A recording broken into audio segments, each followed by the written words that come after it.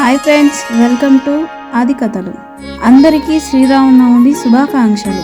మనం ఎంతో సంతోషంగా జరుపుకునే పండుగల్లో శ్రీరామనవమి పండుగ కూడా ఒకటి. ఇప్పుడు మనం శ్రీరామనవమి సందర్భంగా శ్రీరాముల వారి గురించి ఒక విషయం తెలుసుకుందాం.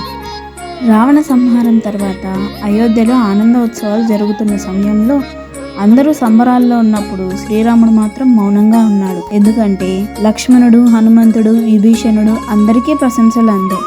కానీ యుద్ధంలో ప్రాణాలు కోల్పోయిన వానర సైనికుల యొక్క త్యాగాన్ని ఎవరూ గుర్తించట్లేదు.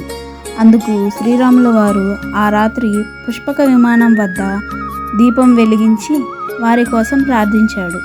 మిత్రుడుగా, రాజుగా, మనసున్న మనిషిగా ఆలోచించగలిగాడు కాబట్టే ఆయన మన మనసులో గొప్ప దేవుడిగా నిలిచిపోయాడు. జై శ్రీరామ్. మరిన్ని పురాణ కథల కోసం మా వీడియోకి లైక్ కొట్టి ఆది కథల ఛానల్ను సబ్స్క్రైబ్ చేసుకోండి.